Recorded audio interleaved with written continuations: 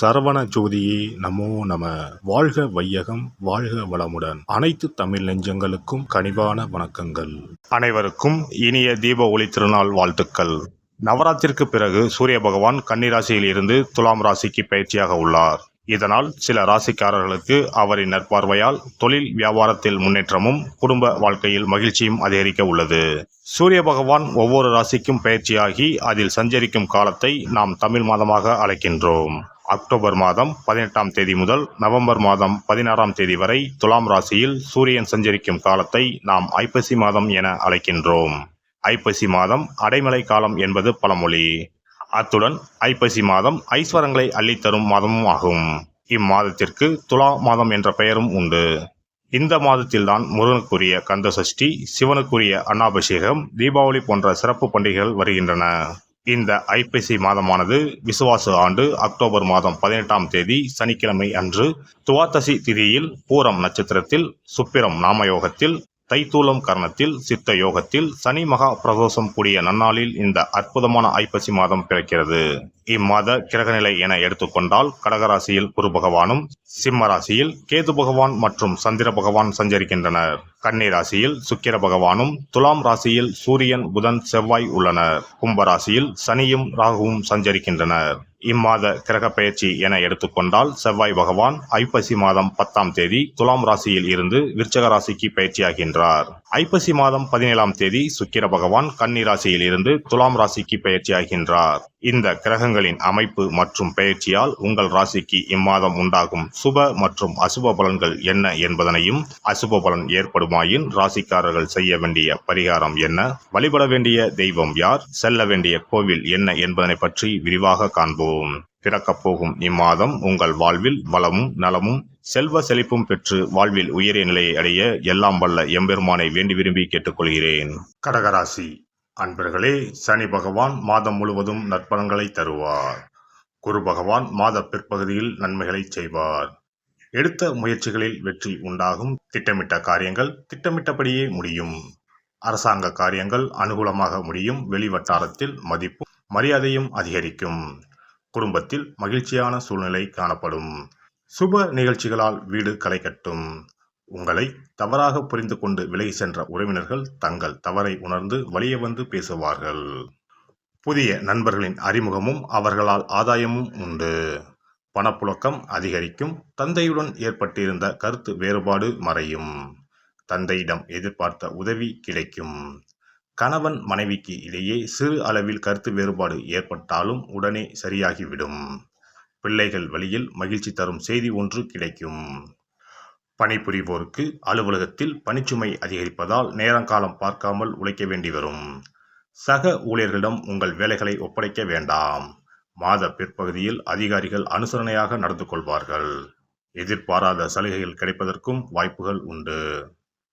வியாபாரத்தை பொறுத்தவரை உழைப்புக்கு ஏற்ற பலன் கிடைக்கும். சக வியாபாரிகளால் ஏற்படும் மறைமுக தொல்லைகளை முறியடிப்பீர்கள். பங்குதாரர்கள் அனுசரணையாக நடந்து கொள்வார்கள். அவர்களிடம் எதிர்பார்த்த உதவியும் கிடைக்கும். கலைத்துறையை சேர்ந்தவர்களுக்கு எதிர்பார்த்தபடியே வாய்ப்புகள் அமையும். சக கலைஞர்கள் அனுசரணையாக நடந்து கொள்வார்கள். பணப்புழக்கம் அதிகரிக்கும். மூத்த கலைஞர்களின் வழிகாட்டுதல் பயன் தருவதாக இருக்கும். மாணவர்களுக்கு மாதத்தின் முற்பகுதியில் பாடங்களில் ஆர்வம் குறைந்து காணப்படும். அடிக்கடி குழப்பம் ஏற்பட்டு நீங்கும். ஆசிரியரின் ஆலோசனையை கேட்பது நல்லது. மாத பிற்பகுதியில் படிப்பில் ஆர்வம் அதிகரிக்கும். தேர்வுகளில் அதிக மதிப்பெண் பெறுவீர்கள். குடும்பத்தை நிர்வகிக்கும் பெண்களுக்கு மன நிம்மதி தரும் மாதமாக இது அமையும். ஆனால் மற்றவர்களுடன் பேசும்போது பொறுமையை கடைபிடிக்கவும். குடும்பத்தினர் அனுசரணையாக இருப்பார்கள். வேலைக்கு செல்லும் பெண்களுக்கு அலுவலக சூழ்நிலை மகிழ்ச்சி தருவதாக இருக்கும். எதிர்பார்த்த சலுகைகள் கிடைக்கும். திங்கட்கிழமை தோறும் திருஞான சம்பந்தரின் வேயூரு தோழிப்பங்கன் என்று தொடங்கும் கோளாறு பதிகத்தை பாராயணம் செய்யவும். திங்கள் கிழமைகளில் சிவபெருமானுக்கு வில்வத்தால் அர்ச்சனை செய்வதும், அஷ்டமி அன்று பைரவருக்கு நெய் தீபம் ஏற்றுவதும் நன்மையை தரும். ஒரு முறையாவது குலதெய்வத்தையும் இஷ்ட தெய்வத்தையும் ஒரே நாளில் சென்று தரிசித்து வாருங்கள். கடன் பிரச்சனைகள் தீரும். குடும்பத்தில் மகிழ்ச்சி நிலவும். மன நிம்மதி உண்டாகும். சிறப்பு தொகுப்பு. ஐப்பசி மாதத்தில் என்ன வழிபாடு செய்தால் குறையாத செல்வம் சேரும் என்பதனை பற்றி காண்போம். தமிழ் மாதங்களில் 7வது மாதமாக வரும் ஐப்பசி மாதம் பாவங்களை போக்கி புண்ணியங்களை பெருக்கிக் கொள்வதற்கான மாதங்களின் துவக்க மாதமாக கருதப்படுகிறது. ஐப்பசி மாதத்தில் என்னென்ன வழிபாடுகள் செய்வதால் வீட்டில் குறைவில்லாத செல்வம் சேர்ந்து கொண்டே இருக்கும், கடன் பிரச்சனைகளில் இருந்து வெளியே வருவதற்கு வழி கிடைக்கும், என்னென்ன காரியங்கள் செய்தால் வீட்டில் நன்மைகள் பெருகிக் கொண்டே இருக்கும் என்பதனை பற்றி காணலாம். ஐப்பசி மாதம் என்பது மழைக்காலத்தின் துவக்க மாதமாகும். சூரிய பகவான் துலாம் ராசியில் சஞ்சரிக்கக்கூடிய மாதம் என்பதால் இதனை துலாம் மாதம் என்றும் சொல்லுவதுண்டு. தமிழ் மாதங்களில் ஐப்பசி மாதம் என்பது ஐஸ்வர்யங்களையும் கேட்ட வரங்களையும் அள்ளி கொடுக்கக்கூடிய மாதமாக அமைகிறது. குறிப்பாக வீட்டில் செல்வ செழிப்பு குறையாமல் சேர்ந்து கொண்டே இருப்பதற்கு மகாலட்சுமியின் அருளை பெறுவதற்குரிய மிக முக்கியமான மாதமாக ஐப்பசி மாதம் கருதப்படுகிறது. ஐப்பசி மாதத்தில் செய்யக்கூடிய வழிபாடுகளுக்கு பலன்கள் அதிகம். இந்த துலாம் மாதத்தில் காவிரியில் சென்று புனித நீராடுவது மிகவும் சிறப்பானதாகும். ஐப்பசி மாதத்தில் கங்கை உள்ளிட்ட அனைத்து புனித நதிகளும் தங்களின் சக்தியை புதுப்பித்துக் கொள்ளவும் பாவங்களை போக்கிக் கொள்ளவும் காவிரியில் வந்து ஐக்கியமாகி நீராடி செல்வதாக ஐதீகம்.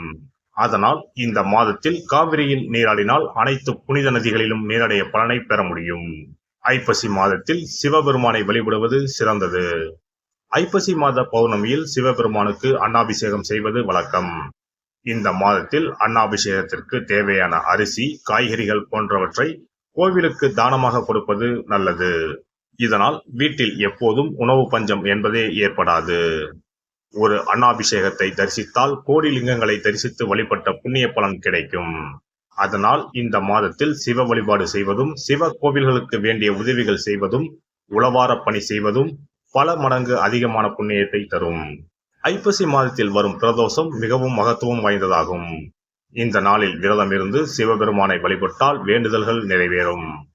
ஐப்பசி மாதத்தில் காவிரியில் நீராடி துவாதசியில் பெருமாளை தரிசிப்பதால் வீட்டில் தனம் தானியம் பெருகும், குடும்பத்தில் நல்லது நடக்கும், கடன் பிரச்சனைகளில் இருந்து விடுபட முடியும். நாம் வாங்கிய கடன் மட்டுமின்றி பிறவி கடனையும் தீர்க்கும் புண்ணியம் சேரும் மாதம் ஐப்பசி மாதமாகும். ஐப்பசி மாதத்தில் வரும் ஒவ்வொரு வெள்ளிக்கிழமையிலும் மாலையில் வீட்டில் 6 நெய் தீபம் ஏற்றி மகாலட்சுமியை வழிபடுவது சிறந்தது. இதனால் மகாலட்சுமியின் அருள் எப்போதும் நம்முடைய வீட்டில் நிறைந்திருக்கும். மகாலட்சுமியின் அருட்கடாட்சத்தால் வீட்டில் குறையாத செல்வம் சேரும், கடன் பிரச்சனைகள் தீரும். அதேபோல் ஐப்பசி மாத வெள்ளிக்கிழமைகளில் லட்சுமி குபேர பூஜை செய்வதும் சிறப்பானதாகும். குபேரருக்கு நாணயங்களால் அபிஷேகம் அர்ச்சனை செய்து வழிபடலாம். எல்லாம் வல்ல இறையருளால் நீங்களும் உங்கள் அன்பு குடும்பமும் உடல் நலம், நீலாயுள், நிறை செல்வம், உயர் புகழ், மெய்ஞானம் ஓங்கி வாழ்க வளமுடன். இந்த வீடியோ பதிவு உங்களுக்கு பிடித்திருந்தால் லைக் பண்ணுங்க, கமெண்ட் பண்ணுங்க, ஷேர் பண்ணுங்க, மறக்காம சப்ஸ்கிரைப் பண்ணுங்க, பக்கத்துல இருக்கிற பெல் பட்டனை கிளிக் பண்ணுங்க. நன்றி, வணக்கம். ஓம் நமச்சிவாய, சிவாய நம.